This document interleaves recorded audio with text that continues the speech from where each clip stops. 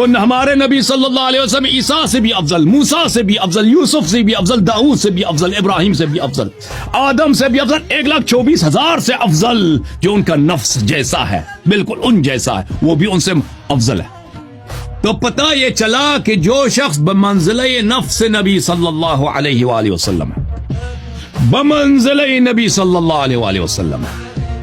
نبی صلی اللہ علیہ وآلہ وسلم کی جو معجزات ہیں اس کے پاس ہیں، نبی صلی اللہ علیہ وسلم کا جو نور ہے اس کے پاس ہے، نبی صلی اللہ علیہ وآلہ وسلم کا جو علم ہے اس کے سینے میں ہے، نبی صلی اللہ علیہ وسلم کی جو عصمت ہے اس کے پاس ہے، اس کا نسب نبی صلی اللہ علیہ وسلم جیسا دوسروں کی طرح نہیں ہے کہ ان کا نسب مشکوک ہے کہ نہیں بھائی؟ شیخ صاحب آپ ناراض تو نہیں ہو رہے؟ جس کا نسب نبی صلی اللہ علیہ وسلم کا نسب ہے،